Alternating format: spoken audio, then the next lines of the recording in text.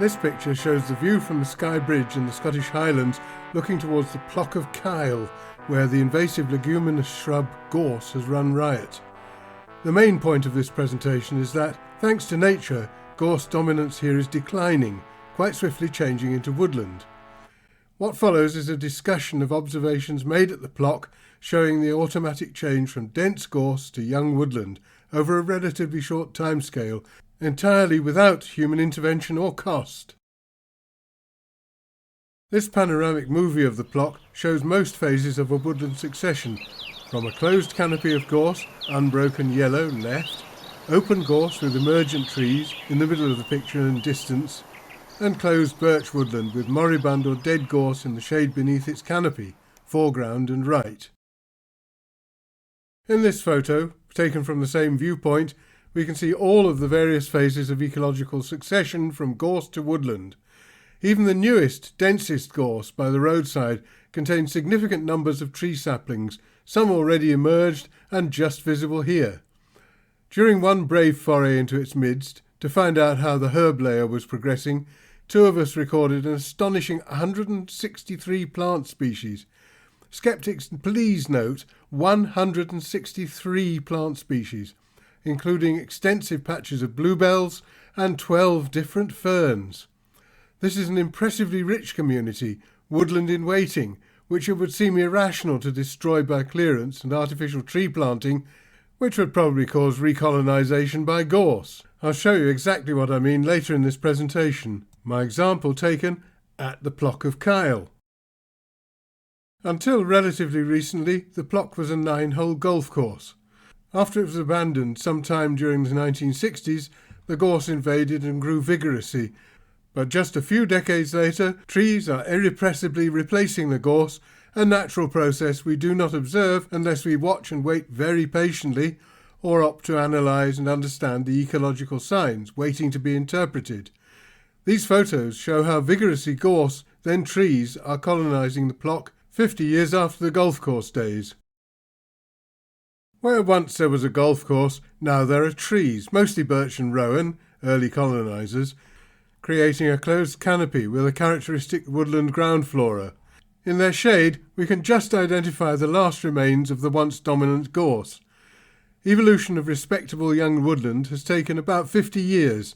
How long would it take to reach the same ecological condition after gorse control by conventional methods, followed by tree planting?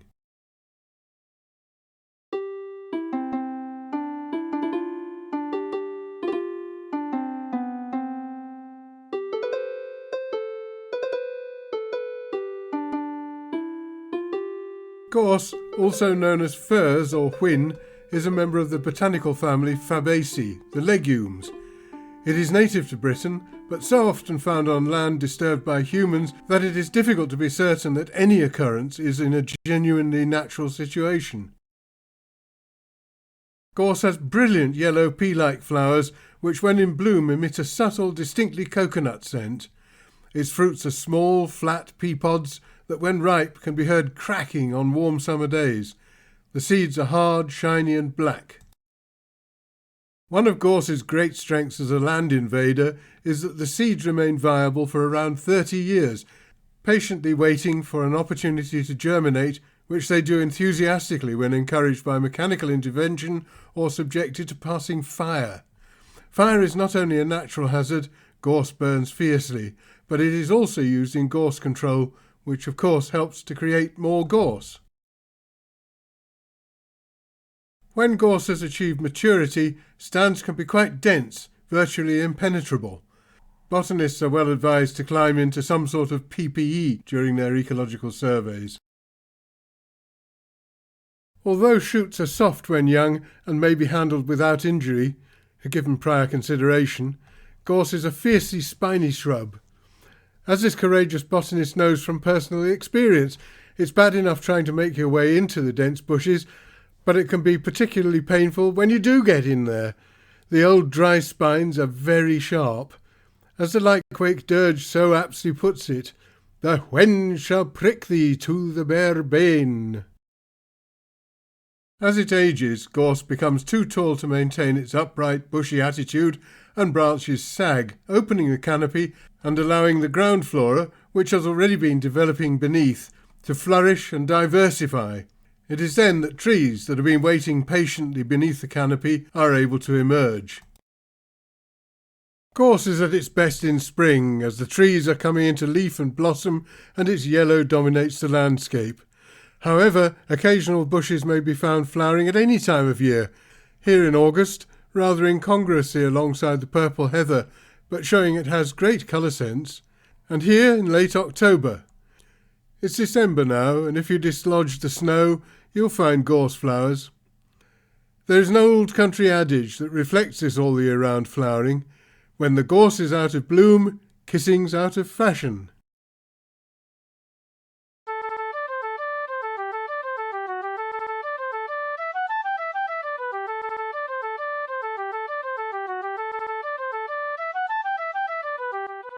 Gorse is a highly invasive plant, but usually on land that has been artificially cleared of its natural vegetation and the soil disturbed.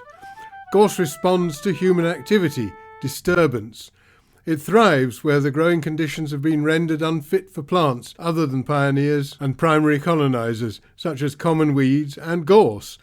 That is until the initial gorse phase has passed and plant succession has been, as it were, rebooted. A few years after this happened, in 2008, the land, previously cattle and sheep grazing, was choked with dense gorse. Now, in 2020, the same area has been cleared again, with diggers of course, to make some sort of temporary depot. I'll be watching to see if gorse colonises once more and what strategy contractors use to deal with it. Here we see an assortment of sites where gorse has moved in after anthropogenic disturbance. One, an area of conifer plantation that has been clear-felled with big machinery. 2, the bare, fissured rock of a road cutting. 3, road verges persistently raddled by roads crews, clearing vegetation, opening ditches and other digging activities. 4, vast areas of overgrazed hillside. And number 5, as promised, back to the Plock of Kyle, and this new access road for which lovely bluebell woodland, at least 3 times the area of the road itself, was bulldozed away. The ecological harm done was bad enough, but this? We warned the warden about the predictable outcome if the zillions of energetic little gorse seedlings were not rooted out. Local volunteers were ready to help, but the site remained untouched, and this happened. In 2020, the bushes are about 10 feet high, spindly and dense. Such a cockeyed carry-on.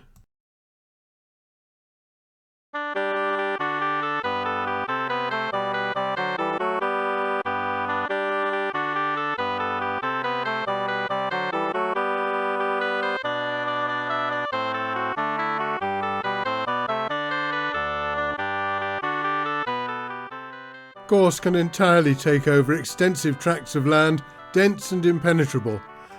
Land managers do not like this. It is quite usual for a pest to provoke a hostile and not particularly reflective response from humans. Conventional gorse control methods tend to be unnecessarily aggressive, causing unacceptable ecological damage, not to mention a repeat of the problem itself.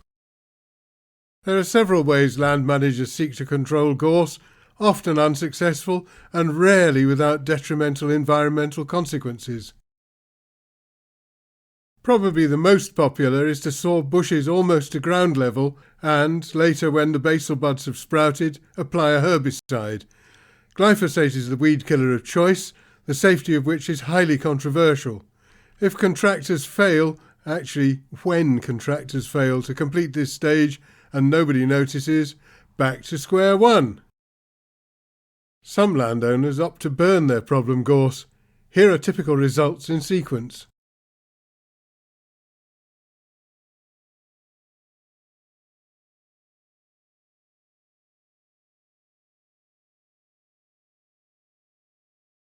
A condition of land where total clearance has been implemented presents all land managers with new problems, as well as a poor starting point for the re-establishment of native or agricultural plant communities. At this site, the farmer will have been disappointed when, only 4 months after laborious clearance, the next vegetational phase was bracken. Now, onward to the purpose of this presentation. In this study, originally published in the magazine Conservation Land Management in 2012, the Plock of Kyle provided examples of every stage of the change from gorse to woodland.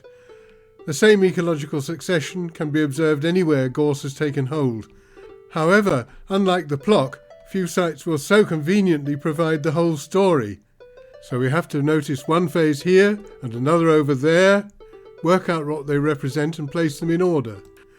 I hope that having seen this video, more people will be able to observe this fascinating process happening, slowly in human terms, but efficiently as far as nature is concerned. Once this process has been observed and its implications realised, maybe more people will recognise ecology in action, stand back and let nature make amends for the errors we commit when arrogantly thinking the countryside is unable to manage itself. If conservation is your aim, because the makings of desirable successor communities are already present within a gorse stand, ready to roll as it were, not to mention several bird species it would be a pity to evict violently, this sit-back-and-wait method must be preferable to hacking back, winching out, bulldozing, fire and herbicide treatments. The alternative method proposed here exploits ecological processes already underway in any mature gorse stand and requires no, or certainly very little, intervention, just time, patient observation, and the informed confidence that nature will eventually prevail. As well as being environmentally considerate, the method also has the considerable advantage that labour and costs are minimised and could in many circumstances be zero. If you're a farmer, woodland will probably be, like a gorse or bracken invasion, a distinct impediment to your operations. So this presentation will be of little practical interest to you, other than where I explain why, because of gorse's expertise at regeneration, conventional slash, poison and burn methods often injudiciously inflicted on gorse might not be as effective for its control as land managers would wish. As we've already seen, it's easy enough to find failed gorse control projects that demonstrate the limitations of conventional methods. Taking this non-interventional approach, trees protected within and nourished by soil improved by gorse force their host shrub into gradual but irrevocable decline by outcompeting it for light.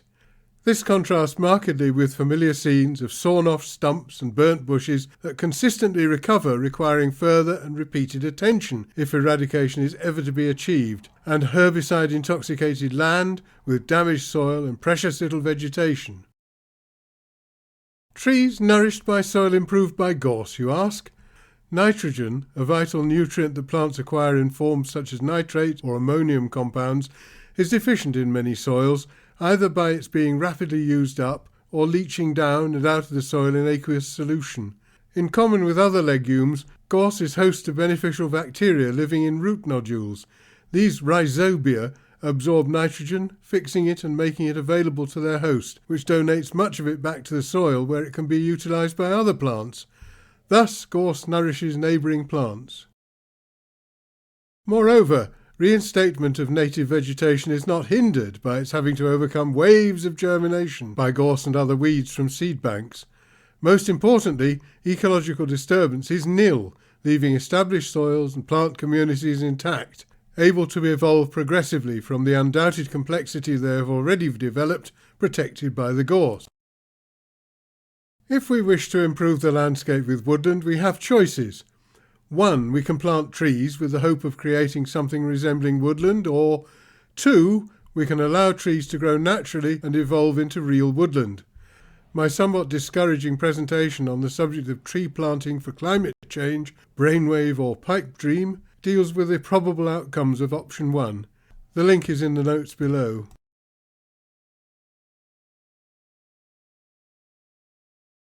Option 2, allow trees to grow naturally, presents land managers with several possibilities, all based on keeping out browsing animals that feed on and prevent growth of trees, deer for instance, and leaving the woodland succession from open land to thorny scrub to invasive pioneer trees, eventually becoming a mixed-age, mixed-species woodland ecosystem consisting not only of trees but also a shrub layer, ground flora and stratified soil that are home to a mind-bogglingly complex population of animals, fungi, protists, so-called slime moulds and bacteria, etc., a self-supporting ecological community. Given favourable circumstances, some ecological understanding, patience, and maybe a few novel ideas, this process can happen remarkably rapidly, as this presentation attempts to show.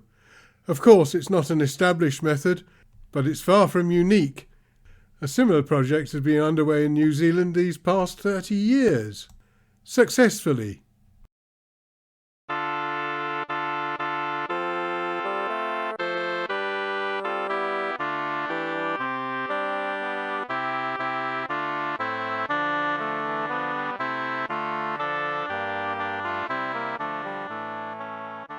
This image encapsulates the transition from closed canopy gorse to fresh new woodland where gorse once was.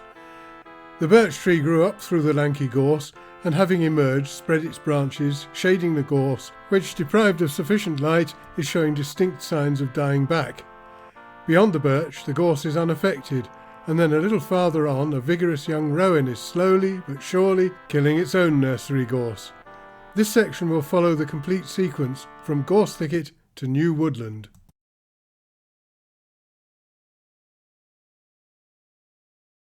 Here is a dense, continuous gorse thicket. There are tree saplings lurking in this natural tree nursery, and a few years later they have emerged, and each, season by season, is beginning to extend its canopy to the detriment of the host gorse. There are plenty more little trees waiting down below. Birch and rowan are frequent early colonisers of gorse thickets. Birch seeds are small, light and numerous, soon finding their way onto the ground under the gorse. Seeds in juicy rowan fruits arrive plentifully in bird droppings. The young saplings of these pioneering trees get overlooked as they grow out of sight, deep within the impenetrable gorse. Eventually they emerge into the light, though even then they will probably remain unobserved. Having spent their adolescence becoming sturdy and well established, all the saplings have to do now is continue growing and spread their canopy, shading the gorse and efficiently suppressing its growth. Season after season, the young trees enlarge and multiply. When well grown and there are enough of them for the tree canopy to coalesce, a process well underway here, that will be the end of the gorse phase of this dynamic ecological succession. This once vigorous roadside gorse will soon have been completely outcompeted, leaving only road edge gorse where it is routinely mown. Trees don't survive mowing, while gorse regenerates from basal buds, albeit resulting in permanently restricted growth as long as the mowing routine continues. In places we can still find the weakened moribund gorse in the shade of invading trees. Let us stay down here to follow the death and disappearance of the gorse and automatic nature-mediated woodland creation. This table shows the sequence of transition. On the left, the decline of the gorse from dense thicket via suppression of the expanding tree canopy. Occasionally we can recognise the last remains of the gorse stalks, they're too skinny to merit the term trunks, and its eventual disappearance. On the right, the evolution of the new woodland. The following images all show the woodland phase happening at the Plock of Kyle. Here we are looking down on the closed birch canopy from a hillside knoll. Note, top centre, a patch of unaffected gorse. Now that you can see it, at first I didn't notice it myself. Let's return to the original picture. The tree canopy has closed and the gorse, completely shaded, has become tall, sparse and etiolated with soft spines. It no longer has the wherewithal for flowering. This gorse is on its last legs. Only branch tips show any sign of life. It's very weak, indeed moribund. And this picture hardly needs a caption. It shows the gorse equivalent of the Monty Python parrot. It has ceased to be. It's bereft of life. It rests in peace. You really need to search for this scene. Gorse's almost unrecognisable last decomposing remains. After some 50 years of slow but sure ecological succession, the gorse is gone, replaced by young woodland. With time there will be further change, as the short-lived pioneer birches give way to a mosaic of less opportunistic trees, holly, oak, hazel, wych elm, yew and others, depending on sources of seed. As the tree community changes, so will the ground layer plants and all the other organisms that constitute British woodland.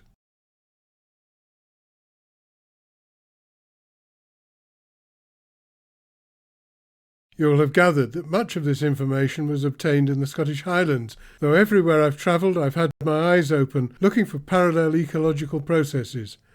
At the opposite end of the UK, in Sussex, there is the fascinating NEP, that's spelt K-N-E-P-P, wilding project.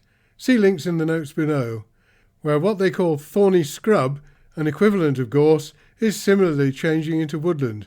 Here's what they say.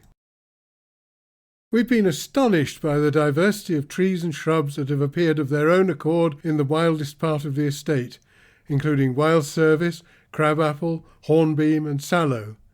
Thousands of jay-planted oaks have also taken root, and those that have found protection in the thorny scrub are now up to 14 feet tall, a height they have reached in little more than a decade. Any saplings that germinate outside this thorny protection are soon browsed off. Eventually, as the protected trees mature, we expect they will shade out the underlying thorny scrub that nursed them, creating an open, park-like landscape characterised by groves and freestanding trees. The success of natural tree recruitment in this area is a useful demonstration of an alternative, low-cost way of establishing woodland, a system that was common practice in medieval times when thorny scrub was protected by law. Allowing thorny scrub to do the job of tree guards is not only infinitely cheaper, since it involves no human labour, it is more successful at establishing vigorous, disease-free plants, and it is environmentally sound, avoiding the pollution involved in the use of carbon-intensive polypropylene cylinders and tannalized wooden stakes. As this presentation was going through its final checks, one of my correspondents wrote to tell me about a New Zealander he once worked with, who had come up with not just a parallel, but the same observations that I have discussed here. More than that, though, he has put them to practical use over the past more than 30 years. New Zealand is troubled by massive infestations of gorse, which has run amok since its introduction from Europe in the early 1800s. Just as in Britain, it finds disturbed land, cleared for agriculture, an ideal habitat, and it has taken over vast tracts of countryside. Hugh Wilson created the 1,250-hectare Hinnaway Reserve on the Banks Peninsula, South Island, in 1987, and simply left the gorse infestation to its own devices.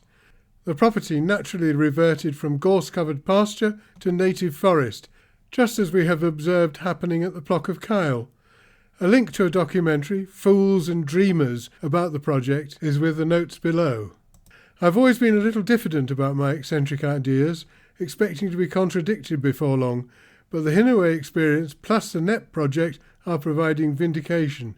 Phew!